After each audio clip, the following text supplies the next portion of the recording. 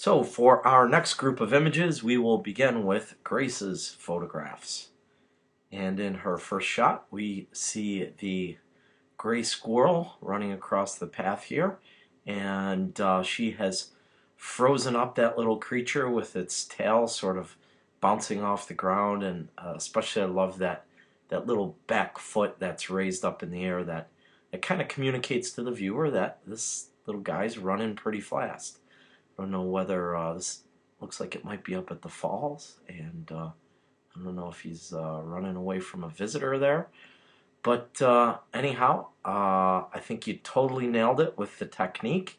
I guess it'd be wonderful if we were a little bit closer to the squirrel, but I know how animals are, and certainly if you don't have the type of lens that is going to get you closer to the squirrel, there's probably not a lot you can do about it.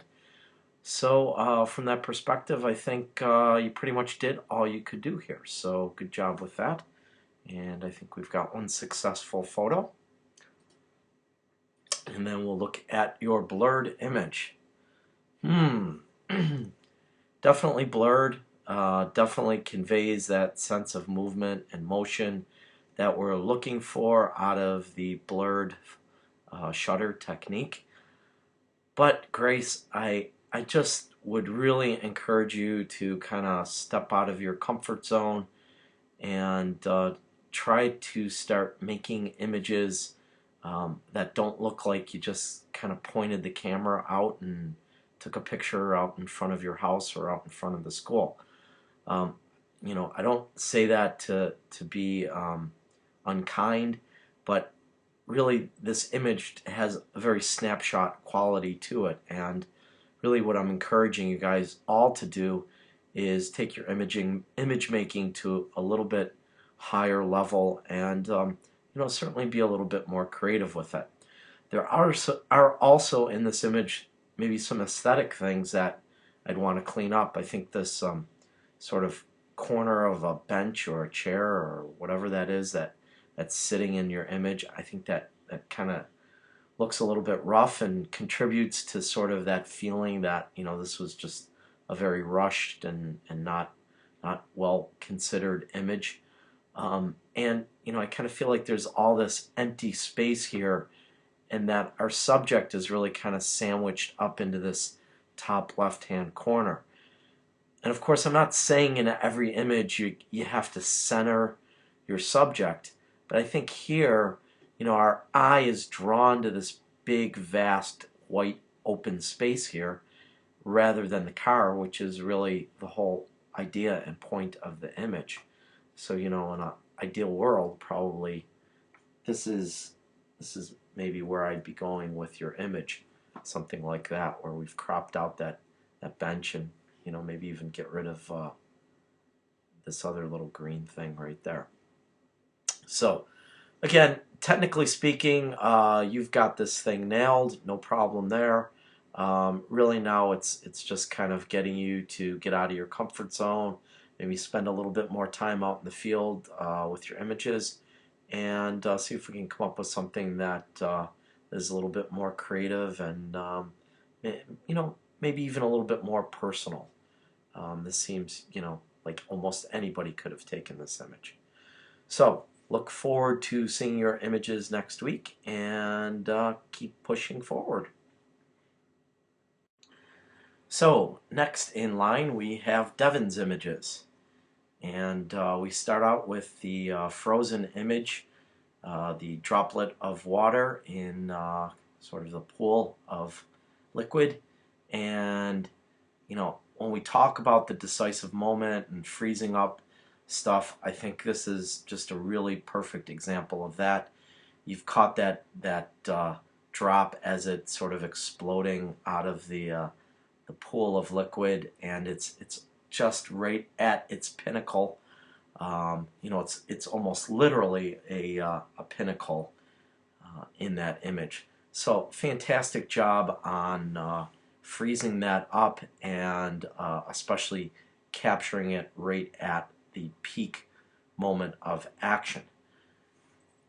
The image itself kind of almost looks like it could be in a magazine, and that's kind of a good thing and a bad thing. I think it's good in the sense that it shows that you've really got a technical proficiency that is working at a very high level. Kind of the bad thing is that when I think of stuff that's in magazines, I kind of think of stuff that people commonly do. So again, it's probably an admonition that I'm going to give to everybody in the class. So Devin, I don't want you to think it's you personally, but again, I want you guys to kind of move away from the obvious kind of images and see if there's some other stuff out there that you can explore and experiment with and try and bring us some fresh images that we haven't seen before. Which leads me to your coin image, which, again, you totally nailed it from a technical point of view. I would have no problem sending you out on a photo shoot because it looks to me like you really know what you're doing with the camera. So, that being said, there's, again, this image is one that I've probably seen, a dozen times throughout the course of me teaching this class. Coins, billiard balls, stuff like that, moving with the blur, pretty common images. So, it's not a huge big deal here, but again, just want to see you guys start working on a little bit deeper level and maybe trying to bring a little bit of intellectual wit to your image making. So, again, both images are great. You are technically where you should be in this class, if not even maybe a little bit ahead of where you should be. So for you, really, the burden is going to be to just start making images that are unique, fresh, and creative, which is something that we're all challenged with as photographers. So good wishes on that, and look forward to seeing your stuff next week. And next up, we have Ben's images. And Ben's first image is the ping pong player. And I really like this shot. The ball is kind of right perfectly centered at the top of that paddle. And I think, also capturing that sort of enthusiastic look on the subject's face works really well. And I even love how you're using this element in the foreground to really create an additional level or an additional layer of plane in your image. So it really feels like your image has some depth and three-dimensional elements to it. There seems to be like one plane here, and then another plane, and then another plane, and then even another plane back where the flag is. So there's all these different layers to your image, which makes it really complex and interesting. So well done on that count. I think you've got the frozen up end of things nailed pretty good. And by the way, again, just a couple of you guys have submitted this assignment as Word documents. If you could put the images separately as JPEGs, that would be just helpful to me. And then the second image, you've got the blurred ball here. Again, I think this image kind of works in a somewhat abstract kind of way. And I think when we combine the two images together, they work really well hand in hand. Perhaps if I had any criticism here, it just might be that you're almost getting to the point where you're so blurred that if we didn't have the context of this other photograph, we might not know that this is a ping pong ball there. So you're kind of dancing on a very fine line here. But I think especially when you put it in a series with this other image, I think it works really well and makes for a good diptych type of image where you've got one image playing off of the other. So good job there, Ben. And to finish up this group of critiques, we have Angela's images. And we can see Angela was partnering up with Kaya, and two of them had some fun with some sparklers. And again, I think you nailed that technique. The blurring of like each one of those little blast of light coming off of the sparkler creates all these wonderful streaks, and I think it's a very interesting and compelling image. So I would really encourage you guys to continue to experiment with these and have a little bit of fun for the next couple weeks and see what you can come up with. Perhaps you'll have some compelling images for us to view come the midterm time. So good job with this. On your second image, your frozen up image. On this image, I think you mentioned that your shutter speed is 1/125th of a second, and unfortunately that's probably not fast enough to freeze up cars. I think you want to be shooting at about maybe 1/500th of a second to really freeze up the motion of the car. We can see we've got the motion of this vehicle right here and the motion of that vehicle right there.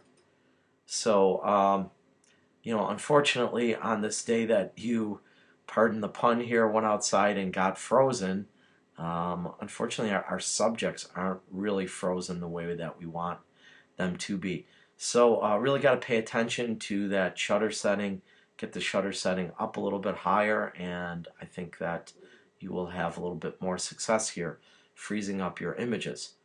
So that being said, there's a lot of things I love about this image. Love this buffalo heart up on the building, and I personally, and you guys probably have seen in my work in the modules here, that I love urban decay and just sort of all the little artifacts of the city. So that really works for me. I love even the graffiti down here. There's a lot to love about this image. So perhaps this spot is worth revisiting when it's not sub-zero cold, or even just getting yourself dressed correctly for the cold weather, and know that it's going to be freezing out, and just pack up really well and bundle up and just get it done. So I think the sparklers worked really well. Good job from a technical and a creative point of view. Your frozen shot, we got to work on a little bit. Your shutter's a little bit slow there. So keep at it, keep pushing away, and stay warm. And we'll look forward to seeing your images next week.